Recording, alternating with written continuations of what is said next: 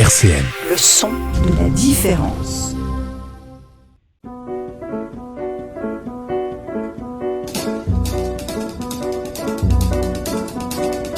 Dialectique sur RCN, Lionel Courchinou. Bonjour à vous, chers auditeurs, chères auditrices, et bienvenue dans votre émission hebdomadaire Dialectique. Aujourd'hui, au thème de Dialectique, on parlera d'égalité. En quelle mesure existe-t-elle ? Est-elle possible ou souhaitable ? Quelles sont ses limites ? Et pour en parler, nos invités du jour sont Jean-Paul Moreau, administrateur chez Oxfam Nancy. Administrateur, coordinateur du groupe local, parce qu'on fait les choses à plusieurs. Voilà. Coordinateur, alors si le terme est un peu plus approprié. Ouais. Laurent Lehuen, représentant ATD Carmonde. C'est ça, si je ne m'abuse. C'est ça.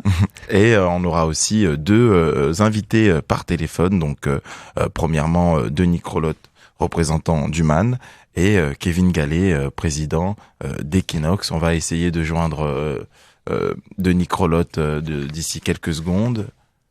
Alors, on va commencer peut-être par l'actu de la semaine, avant de joindre Denis Crolotte. Donc, cette semaine donc actu basée sur l'égalité dans le Doubs, la Saône-et-Loire, les Bouches-du-Rhône, la Gironde, le Rhône et la Seine-Maritime vont devoir s'acquitter d'une pénalité financière de 90 000 € pour ne pas avoir respecté le taux minimal de 40% de personnes de chaque sexe dans leur équipe de direction nommée pour la première fois en 2019. Il en sera de même pour la Bretagne, les Hauts-de-France et l'Auvergne-Rhône-Alpes, tandis que l'Île-de-France, pourtant dirigée par une femme, Valérie Pécresse, devra payer 180 000 €. Enfin, 4 communes de plus de 80 000 habitants, Marseille, Vénissieux, Courbevoie et Rueil-Malmaison, devront régler également 90 000 € d'amende pour ne pas avoir respecté leurs obligations en matière de parité. À noter que pour la première fois, l'ensemble de la fonction publique compte plus de 40% de femmes parmi ses primo-nominations. Toujours dans la semaine, l'Assemblée a voté à l'unanimité un nouveau délit contre les thérapies de conversion. Le Parlement français a adopté mardi dernier une proposition de loi de la majorité visant à réaffirmer l'interdiction des thérapies de conversion qui entendent imposer l'hétérosexualité aux personnes LGBT. L'ONU qualifie les thérapies de conversion comme étant des actes de torture. Jeudi 30 septembre, la compagnie La Muette a présenté Battre encore, un spectacle en faveur de l'égalité femmes-hommes à la BAM à Metz. Un récit librement inspiré des histoires des Mariposas, surnom des sœurs Maribal dominicaines assassinées par le dictateur Trujillo en 1960. S'éloignant délibérément de la forme documentaire, le spectacle évoque la lutte conjointe des peuples et des femmes qui décident de dire non au pouvoir militaire et non à l'homme oppresseur. Les prochaines représentations se tiendront du 12 au 25 novembre au Mouffetard, Théâtre des Arts de la Marionnette à Paris, puis le 14 décembre au Transversal de Verdun. Du 18 au 22 octobre prochain, le CDN et la compagnie Babel présenteront Père, un spectacle itinérant mis en scène par Élie Châteauret et le dramaturge Thomas Pandevy. Père, conçu et écrit à partir d'entretiens menés à Sevran et Malakoff, pousse la porte de plusieurs foyers français d'aujourd'hui. Sur le plateau, 2 acteurs se saisissent des histoires récoltées et dressent une petite fresque des paternités, du papa poule au pater familias, du bureau à la cuisine, du lancer de crêpes au book photo. Ils brossent avec tendresse une série de portraits. De nouveaux récits apparaissent alors où la question de l'égalité des sexes est aussi celle d'une émancipation du genre et d'une plus grande inventivité des rôles de chacun. Le spectacle sera joué, je le rappelle, donc du 18 au 22 octobre à l'espace Europe de Laxou et sur le plateau de Haye au centre social La Clairière, au CILM, à la MJCO du Lièvre, entre autres. Plus d'informations sur le site du Théâtre de la Manufacture. Et cette semaine, nous sommes donc allés au Théâtre de la Manufacture à Nancy pour voir la pièce Ce qui demeure de la metteuse en scène donc Élise Châteauret. Et c'est une pièce qui a été montée en fait à partir d'entretiens sonores réalisés avec une amie de 93 ans aujourd'hui. La pièce interroge la mémoire et la construction de l'histoire suite à la représentation. Nous avons pu interviewer la metteur en scène Élise Châteauret et les comédiennes de la compagnie Babel, donc Solène Kervis et Justine Bachelet, puis la nouvelle directrice du CDN, Julia Vidi, sur la pièce Ce qui demeure et sur leur conception de l'égalité, un reportage qu'on écoute tout de suite sur RCN 90.7. J'étais très émue de rejouer en fait après toute cette période sans théâtre. Donc c'était une représentation qui était particulière à plus d'un titre parce que c'était à la fois notre première représentation ici au CDN de Nancy en tant qu'artiste associé. Donc c'était un grand moment. Et puis c'était aussi notre première représentation après le Covid. Donc beaucoup d'émotions pour nous à rejouer ce soir ici. La mémoire, elle est monteuse et elle est créatrice. Donc la mémoire, c'est un artiste. Elle prend des éléments vrais, des éléments pas vrais, puis elle les monte entre eux pour raconter une histoire. Donc la mémoire en elle-même, elle est monteuse et menteuse et c'est ça qui permet de effectivement construire des récits qui sont toujours à la frontière de la vérité et de l'imaginaire. Mais nous-mêmes, nos propres histoires, on ne sait jamais trop si elles sont vraies ou pas vraies, ou si c'est comme ça qu'on les a vécues. Moi, je peux que me réjouir de l'idée qu'effectivement, que les institutions en général puissent être dirigées par une nouvelle génération de femmes. Voilà, c'est super. Voilà, ça fait plaisir. De toute façon, c'est toujours bien qu'il y ait du nouveau, quoi. Je pense qu'il y a quand même un mouvement qu'on est encore très loin du compte, parce qu'en fait, les institutions, quand on regarde les chiffres, sont encore vraiment très très largement dirigées par des hommes. Mais je pense qu'il y a quand même, que voilà, c'est des gestes qui sont en tout cas très importants et qui doivent se multiplier et que c'est des bonnes nouvelles. Voilà, que ça va dans le bon sens en tout cas. Par exemple, il y a le moment, ce moment qui est raconté où cette femme, elle demande à avoir son compte en banque, par exemple. Ça, c'est l'histoire de cette personne-là dans le XXe siècle et avec des débuts d'acquis très tardifs, quoi. Et que tout d'un coup, elle a sa conscience qui se réveille là-dessus et qu'en fait, elle désire avoir son propre compte en banque, etc., etc. C'est un moment donné où je rapporte un récit où elle raconte qu'elle a 40 ans, qu'elle est mariée, qu'elle a des enfants, que cette vie lui plaît, mais que y a quand même des choses où elle se sent un peu hors du monde, hors de la vie. Ouais. Elle s'occupe des enfants, elle est mère de famille et elle se sent être que ça. Et pourtant, elle travaille, ce qui n'était pas le cas de toutes ces femmes à cette époque-là, mais elle travaille. Elle dit qu'elle gagne de l'argent, mais que c'est pas elle qui touche cet argent, que c'est son mari. Et elle rapporte un dialogue où elle demande à son mari de pouvoir avoir son argent à elle. Et lui, il comprend pas parce qu'il lui dit, mais moi, tu prends l'argent que tu veux, autant que tu veux. Et elle essaye de lui expliquer que c'est pas pareil d'avoir son propre argent à soi, son intimité. Et son autonomie, en fait, ouais. Par rapport à l'argent sa qu'elle liberté. gagne, en plus. Dans le spectacle, par rapport à l'égalité... ce qui m'a marqué, moi, dans ce spectacle, il y a un moment donné où on entend une bande, où Élise, la metteur en scène, interroge cette vieille dame sur sa sexualité et sur son désir, comment il a évolué tout au long de sa vie. Et elle va raconter une chose que moi je ne savais pas et que je crois personne ne savait autour de moi. Donc on apprend quelque chose de la femme, du corps de la femme, comment il évolue, qui est une chose que personne ne sait. Enfin, qui est pas transmise en tout cas. Qui est pas transmise, comme on va dire le sexe de la femme, il est aussi peu représenté depuis... C'est très récent qu'on en parle et qu'il est représenté à l'école, par exemple. Et cette chose-là, c'est qu'elle raconte en fait que le désir, la libido, si on peut dire plus crûment, elle passe très progressivement. À partir du moment où on est ménopausé, les ovaires et l'utérus, petit à petit, ils sont là, ils marchent plus, mais petit à petit, ils vont disparaître, ils vont être absorbés par le corps. Et c'est un phénomène très lent, très long. Avant que ça se passe. Voilà, c'est pas du tout à 50 ans, ça met 30, 40 ans, et ça dépend certainement des femmes. Mais qu'en fait, c'est le corps petit à petit qui va faire disparaître cette machinerie, quoi. Et elle raconte donc qu'elle, à 93 ans, elle a eu un rendez-vous, un contrôle gynécologique, et que sa gynéco lui a dit c'est bon, vous avez presque tout a disparu, vous n'avez plus rien. Et c'est étonnant. C'est une chose quand même qu'on ne sait pas, quoi. 13h, 14h, Dialectique sur RCN, Lionel Courchinou. Et on est sur RCN 90.7, donc on vient d'écouter ce reportage juste après le spectacle Ce qui demeure, donc ce reportage qui parle de l'égalité, de la féminité. Tout d'abord, je vais vous demander à chacun quelle est votre définition de l'égalité. On commence par vous, Laura. Oui, alors en fait, on s'est rassemblés avec le MAN, Oxfam et ATD Quart Monde sur le thème les inégalités, en parler vraiment, les comprendre pour agir. Et effectivement, nous, en fait, on est surtout engagés pour lutter contre l'exclusion des personnes en situation de grande pauvreté. Et effectivement, donc, on est avec des personnes qui souffrent énormément des inégalités. En même temps, nous, ce qu'on dit, c'est que lutter contre les inégalités, c'est important, mais ça suffit pas pour éliminer la grande pauvreté. Alors, je vais vous demander votre définition du coup.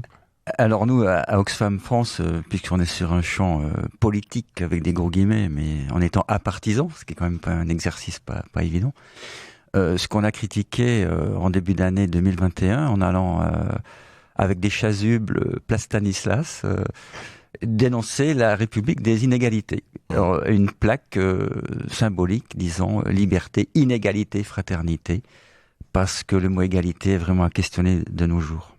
Alors juste avant de poursuivre sur ce débat, juste petite précision, je rappelle que les 2 prochaines représentations de la pièce Ce qui demeure auront lieu ce soir même à 20h et demain à 19h au Théâtre de la Manufacture à Nancy. C'est une excellente information parce que je rebondis sur ce que tu viens de dire, Lionel, parce que à Oxfam France, on a une campagne qui va démarrer. Je fais un petit peu de teasing avec vous là, ce matin parce que effectivement, la question du droit des femmes et d'égalité homme de genre est quelque chose de très qu'on a envie d'avancer à Oxfam France, de pousser et d'avancer du point de vue média. Alors sur cette question d'égalité des genres, il me semble qu'on a au téléphone Kevin Gallet. Kevin, est-ce que vous nous entendez ? Je vous entends. Très bien, alors bonjour Kevin. Je vais vous demander votre définition de l'égalité. La définition de l'égalité, c'est le fait que toute personne, quelle qu'elle soit, quelle que soit son orientation sexuelle, son identité de genre, son origine, toute personne, quel que soit son statut, bénéficie exactement des mêmes droits que les autres, des mêmes droits et de la même dignité. Donc je rappelle, Kevin, que vous êtes président d'Equinox, l'association pour les droits de défense des droits LGBT QIA+, de Nancy, et c'est en cette qualité que vous intervenez aujourd'hui. Alors, je me suis permis cette semaine d'aller feuilleter dans notre dictionnaire Larousse pour trouver la définition de l'égalité. Qu'est-ce que c'est l'égalité ? Alors, selon le dictionnaire, c'est la qualité de ce qui est égal. Équivalence, exemple, égalité de fortune. C'est aussi l'absence de toute discrimination entre les êtres humains sur le plan de leurs droits, donc égalité politique, civile et sociale, qualité de ce qui est égal, constant, uniformité, régularité, égalité du pouls, par exemple. Alors en quoi, ou plutôt face à quoi sommes-nous égaux en tant que citoyens français, Laurent ? Ah bah oui, c'est clair, je rejoins tout à fait ce que nous a dit Kevin. Là, nous, on lutte vraiment pour faire reconnaître le droit à l'égale dignité de tous. D'ailleurs, ATD, maintenant, ça veut dire agir tous pour la dignité. Et c'est vraiment toujours ce qu'on a en ligne de mire. C'est clair que pour nous, c'est encore plus important que l'égalité sur le plan monétaire ou sur le plan matériel. D'ailleurs, les militants chez nous qui vivent des conditions de vie très difficiles nous le disent souvent. Ce qu'ils demandent avant tout, c'est qu'on reconnaisse qu'ils ont une égale dignité par rapport à d'autres. Et c'est que on les nous oublie pas, qu'on compte sur eux pour aussi améliorer ce qui fonctionne pas bien dans la société. Et voilà, pour nous, c'est ça qui compte, c'est égalité en droit, mais égalité aussi dans les responsabilités qu'on peut proposer aux gens. Et on a besoin de s'appuyer sur eux, absolument. Alors pour ATD Quart Monde, j'entends bien, nous devrions être égaux face à la dignité, mais quel constat faites-vous aujourd'hui par rapport à cette notion de dignité dont vous parlez ? Le constat que je fais, c'est que en fait, les familles avec qui on est engagé sur le terrain, ils nous renvoient bien ces préjugés qui perdurent. J'ai en tête surtout la parole d'un homme du quartier Georges Latour à Lunéville, où on va animer une bibliothèque de rue. Et c'est vraiment un quartier ghetto, c'est un quartier très très marqué, très stigmatisé par le reste de la ville. Et il nous a dit un jour. Vous voyez, on n'est pas des monstres. Vous voyez, depuis que vous venez lire des histoires aux enfants comme ça, vous est rien arrivé. Et c'est vrai que c'est super important qu'on leur montre qu'effectivement, on n'a pas peur. On y va. Pourtant, on entend dire aussi tout ce qui se dit de négatif sur ce quartier. Mais rien que le fait d'aller confiant vers eux et de leur montrer qu'on n'a pas peur, mais c'est déjà énorme, quoi. Ils sentent un changement de regard sur ce qu'ils vivent et sur ce qu'ils sont, qui est fondamental. Jean-Paul Moreau, selon vous, face à quoi sommes-nous égaux aujourd'hui en tant que citoyens français? Alors, est-ce que je réponds uniquement à ma hauteur, enfin Jean-Paul Moreau ou Oxfam, parce que je voudrais pas pour les deux, parce que c'est un concept qui pour moi est ample et qui fourre-tout à cette heure-ci. Et ce qui est écrit au fronton de notre République est vraiment à discuter. Et Oxfam France le discute pied à pied en tant que 16e membre de la Confédération des Oxfam à travers le monde. Et à la fois, on est dans une forme d'humilité en tant que petit adhérent, petite affilié Oxfam, puisqu'en face de nous, il y a des grands affiliés Oxfam USA, Oxfam Grande-Bretagne, la maison mère, qui nous ont montré la voie à suivre depuis 80 ans, puisque Oxfam est une histoire ancienne quand même.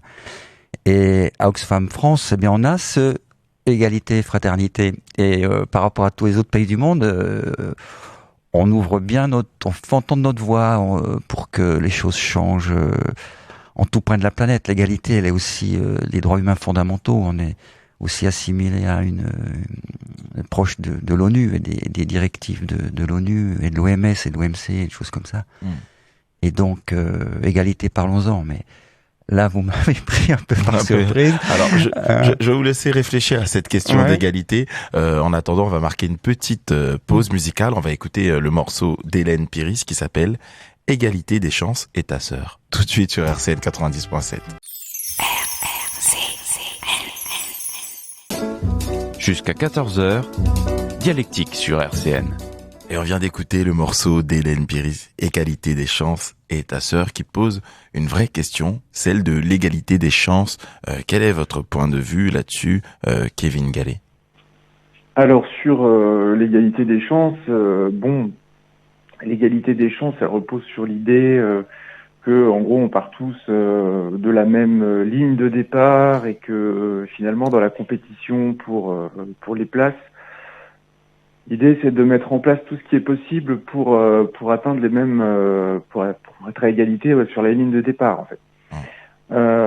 L'égalité des chances aujourd'hui, c'est pas du tout une réalité, puisqu'on sait très bien qu'avec les inégalités sociales, les inégalités scolaires, les inégalités de genre aussi, et ben en fait, on part pas du tout de la même ligne de départ. C'est clair. Est-ce que vous avez des exemples concrets concernant les inégalités de genre auxquelles on peut être confronté aujourd'hui à Nancy, en France, plus globalement, pardon? Oui, ça c'est des questions qui sont, hélas, bien documentées. On sait très bien, par exemple, que les filles ont plus de chances, on va dire, d'aller vers des filières qui sont, on va dire, structurellement, culturellement plutôt ouvertes aux femmes. On sait que les femmes ont moins accès à des postes de direction. Pour ce qui me concerne, dans les associations LGBT, on connaît la question des discriminations qui est très importante, discrimination à l'emploi, discrimination au logement, pour les personnes homosexuelles, transgenres. C'est une vraie difficulté. On le voit aussi dans l'accès à la santé, qui est un objet qui est fondamental, puisqu'on est censé avoir tous un droit égal à la santé. En réalité, aujourd'hui, on voit très bien, et c'est très bien documenté, que l'accès à la santé des personnes LGBT n'existe pas. Enfin, je veux dire, elle est empêchée par un certain nombre de phénomènes qui est lié à notre système de santé, qui est pensé avant tout par et pour des personnes hétéros, cisgenres, et qui introduit des formes de blocage pour des minorités sexuelles et de genre. C'est clair. Et quel est le rôle de l'école dans tout ça? Vous, Kevin, qui avez un pied aussi dans le milieu scolaire, qui est au fait de ce qui se passe globalement dans les écoles, est-ce qu'aujourd'hui l'école contribue à lutter contre les inégalités? Non, l'école aujourd'hui, c'est hélas une réalité qui là aussi est documentée par les enquêtes internationales, l'enquête PISA qui est bien connue.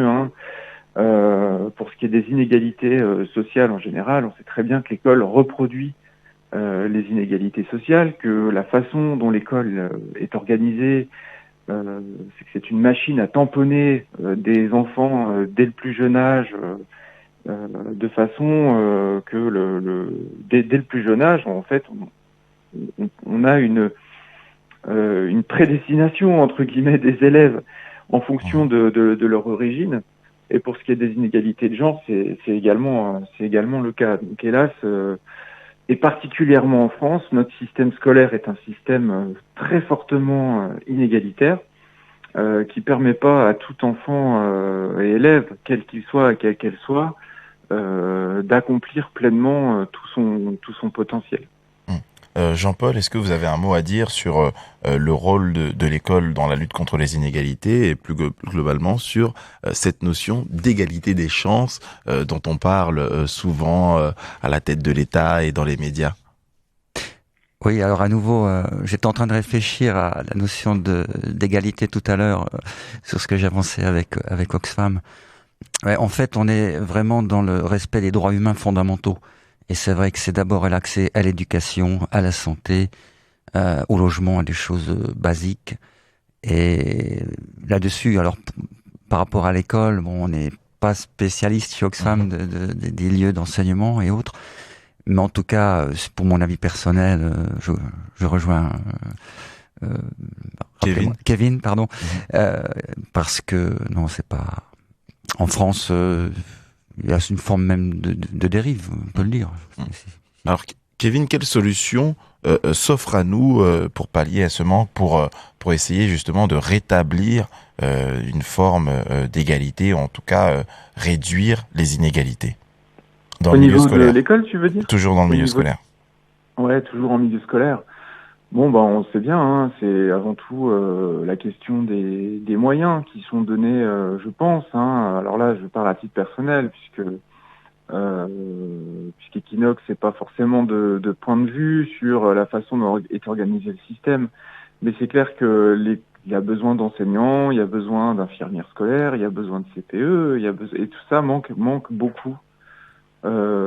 Aujourd'hui, pour compenser, on va dire, les inégalités, on a besoin d'un service public d'éducation de qualité qui permette à tous les jeunes, quelle que soit leur condition, d'avoir le meilleur système d'instruction et d'éducation possible. Alors toujours sur. Donc, vraiment, il faut mettre de l'argent sur la table, avoir des personnels qui travaillent et qui ont les moyens de travailler correctement. Toujours sur cette question d'égalité, on va revenir avec une autre partie du reportage effectué cette semaine au CDN avec Julia Vidy, donc nouvelle directrice du CDN, la metteur en scène Élise Chaudray et les comédiennes de la pièce Ce qui demeure, tout de suite sur RCN.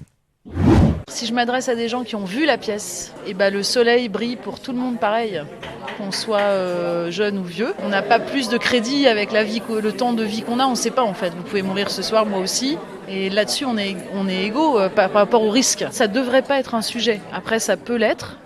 Et je pense que les femmes, du coup, puisque il y a quand même un système de domination masculin, peut-être la question c'est de rendre visibles les femmes, mais de rendre visibles toutes les minorités. En fait, c'est pas seulement les femmes, il y a plein de minorités.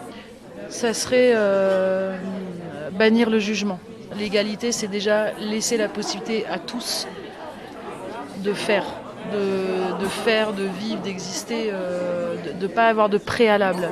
Et puis l'égalité, c'est surtout quelque chose qui se gagne et l'inégalité se combat. En fait, c'est pas tant l'égalité que l'inégalité qu'il faut combattre. L'égalité, c'est une conséquence du combat contre les inégalités. L'égalité, c'est une utopie. Je pense que le théâtre, il y en a plein. Il y a Rebecca Chaillon qui est performeuse afroféministe qui vient au mois de novembre. Alors elle est carrément sur la question de la place de la femme afrodescendante dans une société majoritairement blanche. Les inégalités, il y en a plein. Il y a la question des pères. Sur le plateau de Haye, c'est la question des paternités aujourd'hui, de l'inégalité du père. Ouais, fin octobre, la semaine du 18, sur le quartier du plateau de Haye. Inégalité, il y a Maintenant que je sais qui va être aussi sur les quartiers, qui est une pièce qui parle de l'inégalité face au désir d'enfant. Je pense qu'à partir du moment où il y a désir de faire et de vivre, se pose la question de est-ce que j'ai accès à ce désir ou pas. Voilà. Je peux vous en citer d'autres. L'inégalité, par exemple, moi je vais monter Pirandello en mars. L'inégalité par rapport à la vérité. Est-ce que les faits, est-ce qu'on est égaux par rapport à l'accès à l'information, la bonne information? Comment on se peut faire enfumer en fait très vite si on n'a pas les codes ou pour déceler la vraie information, la bonne information, les faits, le concret, quoi.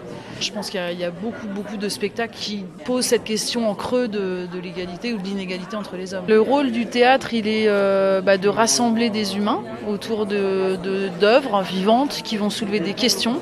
Déjà, pas forcément apporter des réponses, mais au moins déjà si on soulève les bonnes questions, c'est déjà super, parce qu'après on a envie d'y répondre en discutant. Le théâtre, il a forcément dans la cité un rôle politique, et en tout cas tel que moi je le conçois, il doit participer à notre émancipation, et pas celle des spectateurs, la mienne, la vôtre, celle de nous tous, et le fait de se rassembler fabrique une émancipation collective, quoi, et individuelle.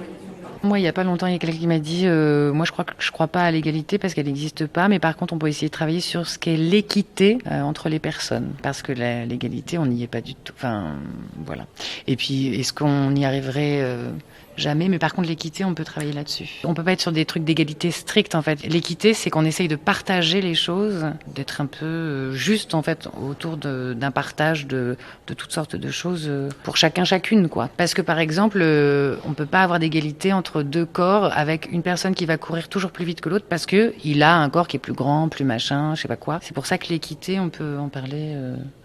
Parce que l'égalité, est-ce qu'on peut y arriver? Jamais. Mais parce qu'on n'a pas les mêmes corps, parce qu'on n'a pas les je sais pas quoi, pour commencer. Alors que l'équité, on peut s'en emparer potentiellement. Oui, effectivement, moi j'ai l'impression que l'égalité, c'est un peu une utopie, c'est une chose qui serait pas tout à fait réaliste. Et en même temps, pouvoir en rêver, je trouve que c'est important. Même si c'est quasiment impossible, mais s'en approcher, que chacun puisse rêver et vivre et se projeter dans l'avenir à égalité. Ça veut pas dire que dans le présent on l'est, mais au moins qu'on ait la possibilité de se penser.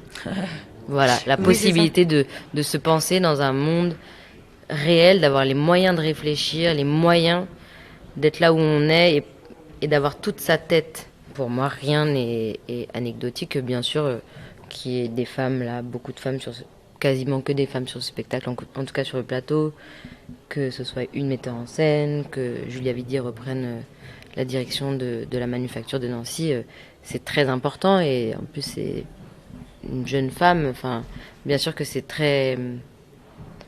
super, c'est une très bonne nouvelle. Je trouve que ce spectacle, il est très singulier, il a une forme de liberté aussi dans sa façon de représenter les choses, et que l'égalité, ça a à voir avec la liberté, donc j'imagine que quelqu'un qui vient voir un spectacle qui a une forme étonnante, ça lui ouvre, j'espère, des champs dans sa tête et dans son cœur qui lui permettent de regarder certaines choses autrement et qui lui donnent des armes et des outils pour être plus libre. 13h, 14h, Dialectique sur RCN, Lionel Courchinou. Et on est sur RCN 90.7, donc on vient d'écouter cette interview réalisée au CDN. Il y a la notion d'équité qui est revenue, et puis celle de liberté. On va voir en quoi l'égalité permet une ouverture, en tout cas une possibilité de liberté. Laurent, vous vouliez rebondir sur les questions d'égalité des chances, notamment dans le milieu scolaire. Oui, voilà, je voulais réagir un petit peu à ce que disait Kevin, parce que je suis tout à fait d'accord avec lui. C'est clair qu'il faut plus de moyens pour l'école, hein. Mais en même temps, je voulais rappeler le rôle de tous les citoyens pour que tous les enfants réussissent à l'école. Parce que si les enfants échouent à l'école, quelquefois, c'est pas forcément la faute du maître, hein. C'est souvent parce que les copains à la cour de récréation, ils se moquent de lui. Parce que c'est très stigmatisant d'être dans la grande pauvreté, et les enfants ils le ressentent très fort aussi, hein. Et puis aussi on n'y arrivera que si on associe les parents, parce que le problème c'est que les enfants ressentent un trop grand décalage entre ce qu'ils vivent, entre leur milieu d'origine et le milieu, on va dire, conformiste de l'école. Et moi j'ai en tête une histoire qui est arrivée justement avec une petite fille du quartier où on va pour la bibliothèque de rue là. C'est une petite qui réussissait très bien à l'école. D'ailleurs, nous, on voit bien la bibliothèque de rue. Les enfants, ils sont pas bêtes du tout, hein, en fait. Hein. C'est juste qu'ils ont pas les codes et qu'ils sont trop en décalage. Hein. Et cette petite réussissait très bien à l'école jusqu'à un certain stade où d'un seul coup, elle s'est arrêtée. Elle s'est arrêtée de faire les devoirs, elle s'est arrêtée de travailler parce qu'en fait, elle se sentait plus à l'aise dans sa famille. Enfin, elle sentait trop de différence, quoi. Hein, et puis surtout, ce qu'elle sentait à l'école, c'est que elle s'en sortait elle toute seule, mais sa famille, son milieu, était pas du tout pris en compte. Et voilà. Et en fait, il faut vraiment que tout le monde s'y mette, quoi. Il faut associer les parents, il faut que les citoyens changent de regard sur les plus pauvres. Oui, le mot qui me vient, c'est ça discrimine. Ça discrimine tout le temps dans ces lieux-là. Et c'est à cela qu'il faut faire attention et informer, mettre en garde à tout moment. Julia Vidy évoquait justement, donc Julia Vidy, nouvelle directrice du CDN de Nancy, évoquait ces questions de discrimination et de jugement, d'idées reçues. Et ça tombe bien, Laurent, vous êtes venu avec un livre d'ADT Carmonde, En finir avec les fausses idées sur les pauvres et la pauvreté. Qu'est-ce que vous pouvez nous en dire? Oui, alors justement, cet ouvrage, il est élaboré en partenariat avec Oxfam France. Hein, donc c'est un ouvrage collectif en fait. Et c'est Cécile Duflo qui préface l'édition 2020, qui est directrice générale d'Oxfam France. Et en fait, ce bouquin, il prend point par point toutes les idées fausses qui enferment les personnes en situation de grande pauvreté dans leur situation, parce qu'on les retrouve à tous les niveaux. Hein, là, on parlait de l'école, mais on va retrouver aussi les préjugés, pareil, sur l'accès au travail, à la formation, l'emploi, sur les minima sociaux, sur les préjugés qui pèsent beaucoup sur les pauvres. C'est que, par exemple, ils font plein d'enfants pour avoir plus d'allocations familiales, alors qu'en fait, les chiffres montrent que ça rapporte pas plus. Les frais supplémentaires augmentent plus vite que le supplément d'allocation. Oui. Voilà, donc toutes les études montrent que tous ces préjugés qui ont la vie dure, on peut tous les déconstruire, chiffres à l'appui et études à l'appui. Et ce petit bouquin, il est extrêmement bien documenté, avec des études de chercheurs, de plein de gens qui sont pas des militants associatifs comme nous, hein, vraiment donc des scientifiques. Un livre très accessible au final. Hein. Absolument, c'est vraiment c'est le livre qu'on le diffuse le plus parce que ça parle à tout le monde. Et en plus, ça concerne tous les domaines de la vie, quel que soit son métier, quel que soit l'endroit où on vit. On a une question qui nous concerne parmi les 131 ou 132 préjugés qui sont déconstruits dans ce bouquin.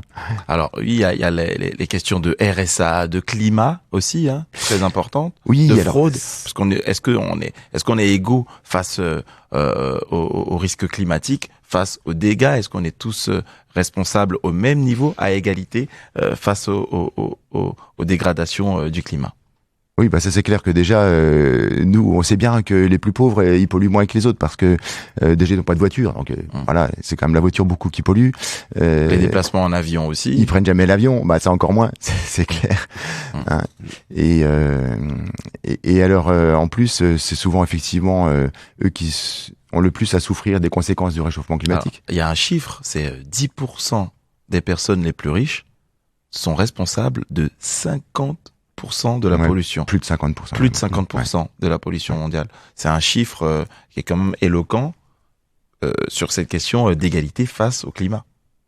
Tout à fait. Et puis en plus, le problème, c'est que ces personnes-là n'ont pas forcément conscience des dégâts qu'ils font et qui n'ont pas conscience en plus que les dégâts pèsent en plus fortement sur les personnes en grande précarité que sur les autres.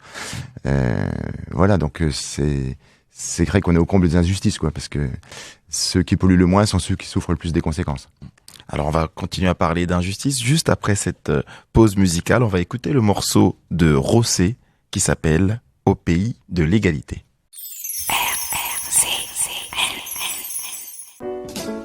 Jusqu'à 14h, Dialectique sur RCN. Et on est sur RCN 90.7, on vient d'écouter le morceau de Rossé, Au pays de l'égalité. Rossé qui nous explique dans ce morceau que la culture ne fera pas forcément baisser les inégalités. Kevin, que pensez-vous de cette vision de Rossé?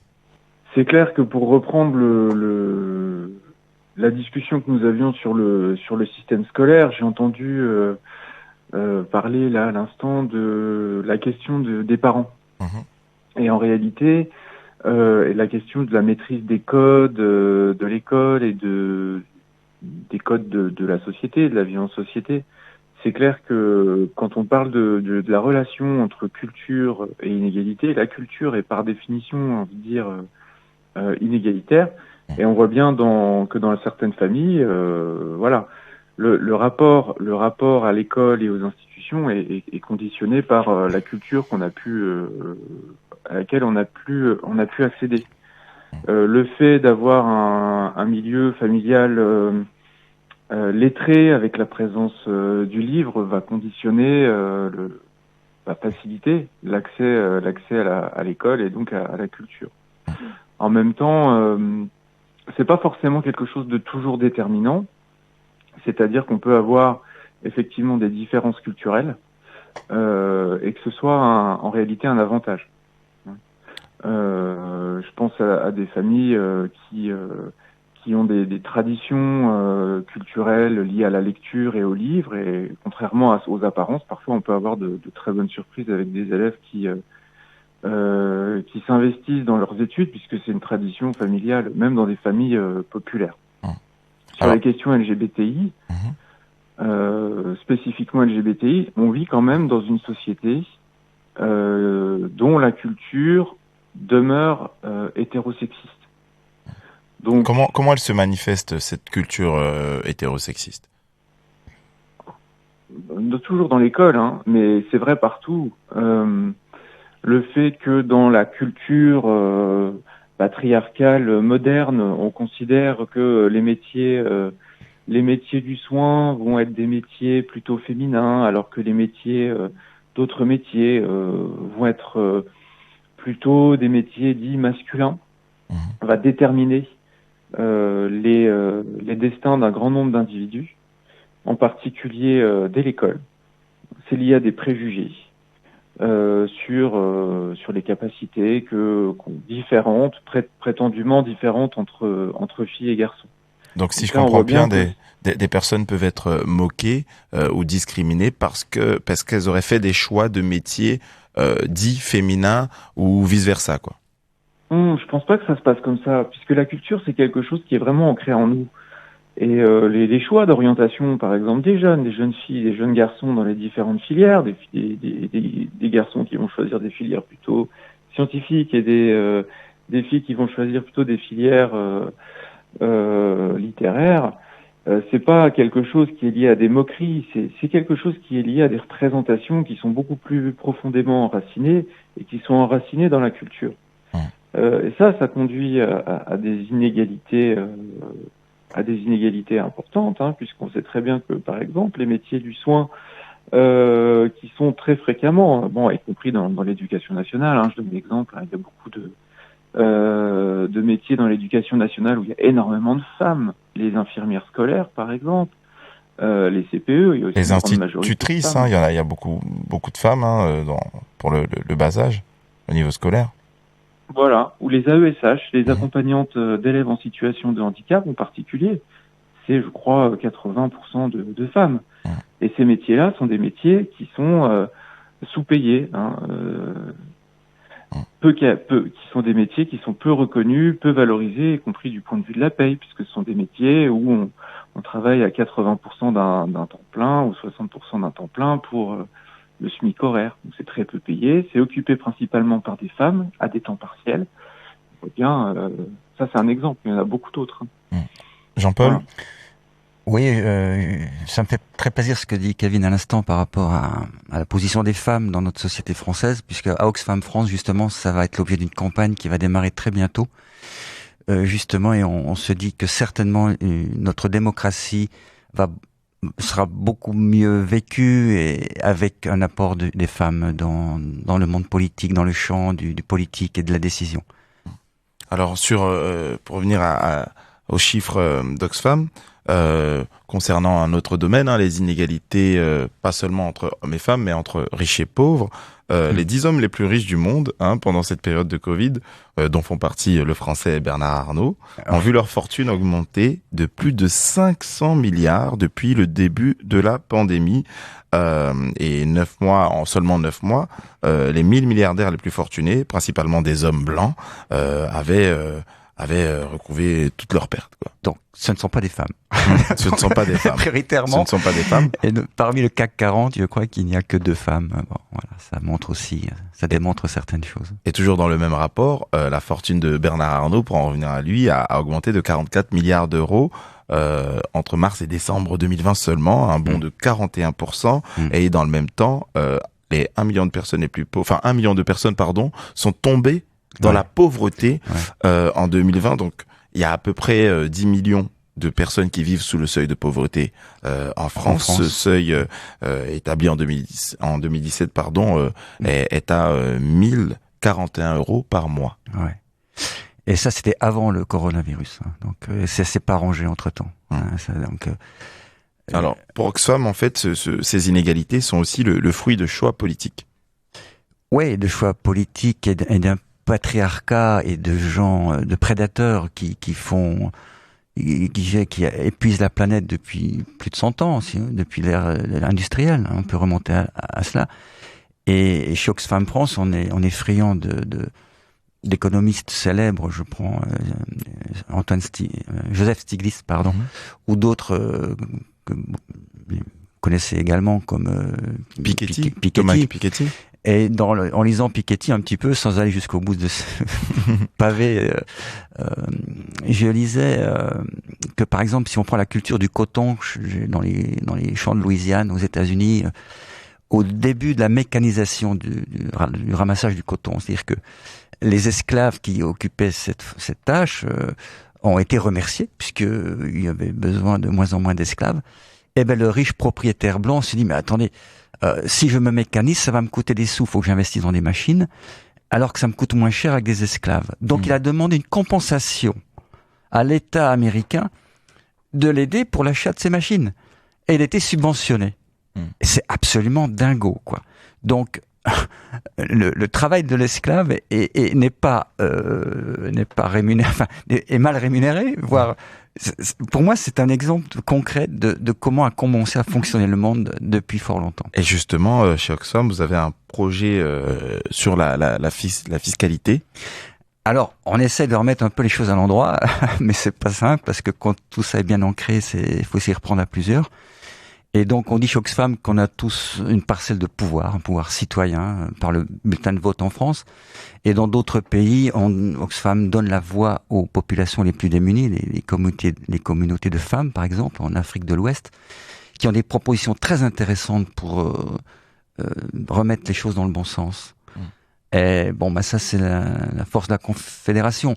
Et au niveau d'Oxfam France, on est actuellement tous bien remontés pour le projet de loi de finances 2022, qui se discute en ce moment à l'Assemblée. Et mes collègues de différents groupes locaux de France vont voir les députés de leur circonscription ou de leur région pour leur donner quelques bonnes idées et d'amendements à passer sur ce projet de loi de finances qui est parfaitement très très inégalitaire. Donc on peut retrouver toutes ces propositions sur le site notamment d'Oxfam France. Oui, le site est bien fait. Mais pour aller dans le détail, il faut, sur ces liasses d'amendements, on les garde un peu par devers nous parce que c'est très sérieux et très précis. En tout cas, il y a un amendement numéro 3, je le dis quand même, il est co-signé par le RAC, Réseau Action Climat, CCFD Terre Solidaire et d'autres ONG comme nous. Et quand on est plusieurs, on met doublement ou triplement la pression aux politiques. Pour terminer cette émission, je vais donner la parole à Laurent sur les questions de réciprocité. Oui, voilà, parce que au-delà de l'égalité et de l'équité, nous, ce qui nous intéresse surtout, c'est la réciprocité, parce que dans les actions qu'on mène avec les enfants, les jeunes, ce qui compte, c'est qu'on partage, c'est qu'on crée des liens, quoi. Et en fait, tout ce qu'on fait, nous, on prend plaisir aussi. Là, je vois, on a emmené plusieurs fois en haute montagne des jeunes, et puis on tient à mélanger des jeunes d'origine sociale très différentes. Donc, on y va avec des jeunes en grande précarité là de Lunéville, et puis des étudiants ou étudiantes de Sciences Po, avec qui on est en lien. Et en fait, déjà, c'est le meilleur moyen pour qu'ils apprennent à se connaître et à changer de regard, parce qu'il y a des préjugés dans les deux sens en plus. Et puis on les remet dans des situations où on se confronte tous aux mêmes difficultés en montagne, et même des fois on a des surprises. Par exemple, c'était trop drôle en VTT, les jeunes de Lunéville, eux, ils ont l'habitude, ils ont des vélos qui n'ont pas de frein, ils roulent, ils prennent des risques tout le temps, ils ont peur de rien. Et les filles de Sciences Po, elles avaient drôlement la trouille sur les VTT en haute montagne quand ça descend raide. Et voilà, là c'est sympa de montrer que en fait ça dépend dans quel contexte on se met, quoi. Et si on se met dans un contexte où on peut vraiment partager des choses, l'égalité elle revient naturellement en fait. Voilà, et puis je pense aussi aux enfants, et là sur le quartier où on va en fait, beaucoup sont originaires du monde du voyage, et moi j'aime bien y aller avec ma guitare pour chanter, et en fait ça c'est un vrai laisser-passer. La guitare c'est un instrument sacré chez les gitans, les roms, les tziganes. De l'égalité, quoi. Absolument, et les enfants, ils sont très spontanés avec la guitare, ils viennent tous gratter la guitare, ils sont très fiers. Alors ce qui m'a frappé là dernièrement, c'est un enfant. Ça montre bien tout le poids aussi des préjugés qui pèsent sur eux. Un enfant de 7-8 ans, déjà tout jeune, il vient gratter un peu la guitare avec moi, puis après il me regarde et il me dit j'y suis arrivé. Je suis super content. Je croyais que j'étais nul. À la guitare. Et en fait, mais souvent ils croient qu'ils sont nuls partout. Et en fait, ça aussi, ça explique souvent le problème d'échec à l'école, mais ailleurs, en fait, ce problème souvent, c'est qu'ils sont enfermés dans déjà ces